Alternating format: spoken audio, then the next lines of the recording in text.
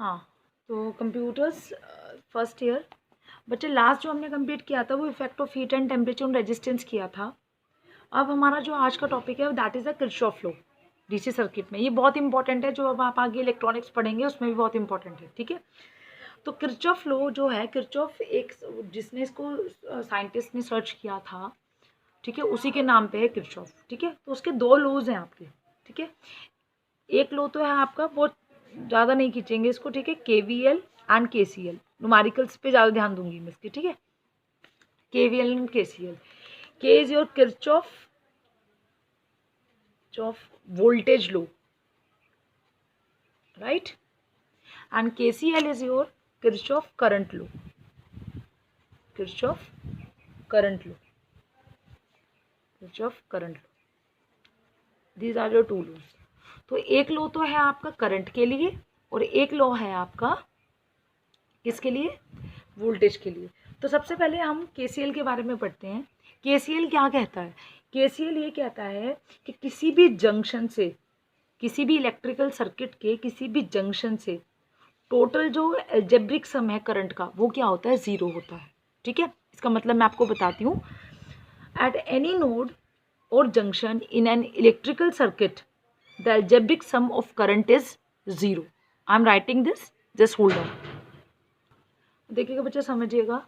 Eight any node or junction, node or junction कहाँ होता है, जहाँ पे चार चीज़ें आके मिल जाती है। जैसे हम कहते हैं कि यहाँ से चार रास्ते जा रहे हैं, बीच में खड़े हुए आप, और आपने कहा, जैसे आप हसनपुर चुंगी पे खड़े हुए हैं, ठीक है, हसनपुर चुंगी पे खड़े हुए, एक तरफ से आईटीसी जा रहा है, एक तरफ से आपका दिल्ली रोड मोहन पांडे जा रहा है, एक तरफ अंदर की तरफ एक गांव जा रहा है, और एक आपके कॉलेज की तरफ को रास्ता जा रहा है। तो वो क्या होगा, दैट इज टी पॉइंट। वो राउंड अबाउट जो है, जो चीज़ों को जोड़ रहा है, चार रास्तों को जोड़ रहा है, that is a node, that is a junction, ठीक है।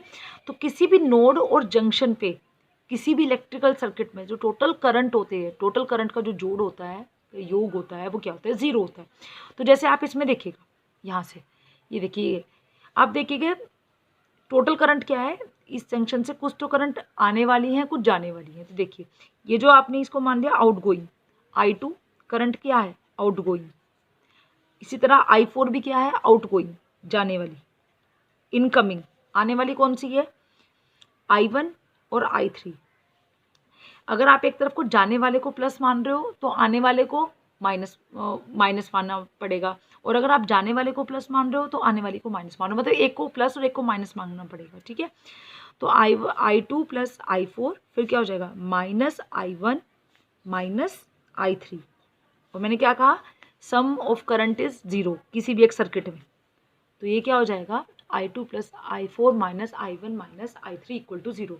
हम इसको ऐसे भी कह सकते हैं दूसरी फॉर्म में, कई जगह आपको ये भी लिखा मिलेगा कि at any node or junction in an electrical circuit, in an electrical circuit, in an electrical circuit, in an electrical circuit the total sum of current is zero. That means the incoming current would be equal to the outgoing current, ठीक है। तो आप क्या कह सकते हैं, I2 plus I4 equal to I1 plus I3। यही तो था, that is these are all the outgoing current, ठीक है, and these all are the incoming current. Just a minute, I just mark this wrong, ठीक है, ठीक है। तो ये आपका क्या बन गया, ठीक है, ये आपका किरचॉफ करंट लॉ है। देखिए बच्चों, अब हम बात कर रहे हैं किरचॉफ वोल्टेज लॉ की, ठीक है। जो किरचॉफ वोल्टेज लॉ है वो ये कहता है कि जैसे मैंने कहा था कि किस जंक्शन में आने जाने वाली करंट और जाने वाली करंट, दैट मीन्स इनकमिंग और आउटगोइंग करंट का जो सम होता है वो क्या होता है, बराबर होता है, या टोटल करंट जो किसी सर्किट में फ्लो करने वाली है वो क्या हो जाती है, ज़ीरो हो जाती है। जिसमें अगर हम एक को इनकमिंग को प्लस मान रहे हैं तो हम आउटगोइंग को माइनस मान सकते हैं, और अगर आउटगोइंग को प्लस मान रहे हो तो इनकमिंग को माइनस मान सकते हैं।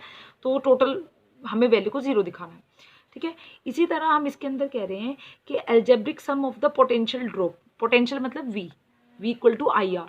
तो अगर किरचॉफ वोल्टेज लॉ ये कहता है, जैसे वहाँ करंट के लिए लॉ है, ऐसे हम ये कहते हैं कि किसी इलेक्ट्रिकल सर्किट में जो टोटल पोटेंशियल ड्रॉप है अलग अलग धाराओं, अलग अलग ब्रांचेस में जो पोटेंशियल ड्रॉप है उनका जो अलजेब्रिक सम है वो क्या है, किसी क्लोज सर्किट में क्या होता है, ज़ीरो होता है। तो जैसे मैंने अब आपको ये बताया था इसके अंदर, इसको मैं ऐसे शॉर्ट में समझाती हूँ फटाफट।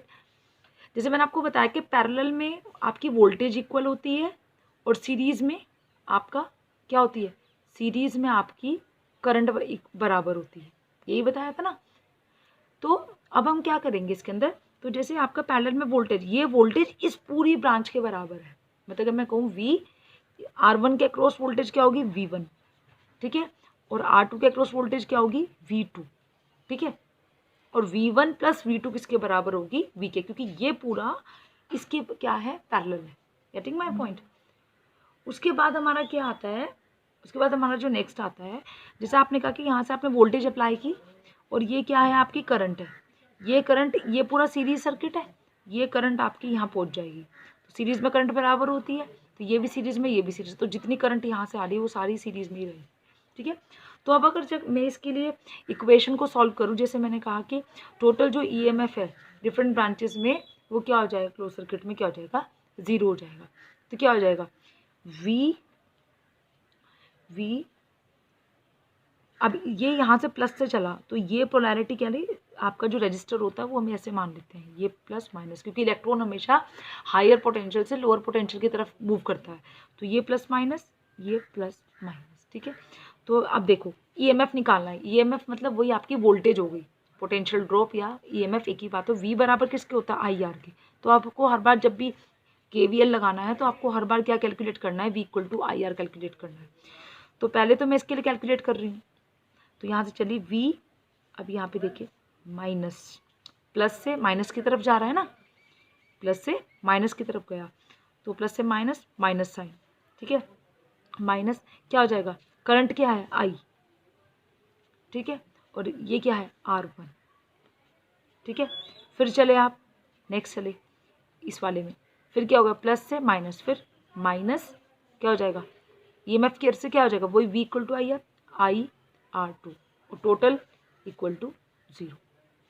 तो ये टोटल EMF आपका क्या हो गया, algebraic sum of the potential drop of different branches and EMF in any close circuit is equal to 0, ठीक है। तो ये आपका क्या, that is your KCL and that is all about your KVL. So we have completed our 2 topics over here. One is your KCL and another is your KVL. Hopefully this will again helpful for all of you when I will going to solve more questions on this, and you will practicing more, then you will get it more clearance, more clarity about it, right? Thank you very much bachcho. And one more thing, next we will cover our 4 very important theorems. Those are superposition theorem and your Thamlin, your Norton's, and your maximum power transfer theorem. And after that we will discussing about the numericals on it, so that you have a much more clarity about this Kirchhoff law and this theorem. And after that you will start with your pure electronics, and this will be very easily you can grasp it, because you have completed your basic like Kirchhoff law, right? Thank you very much.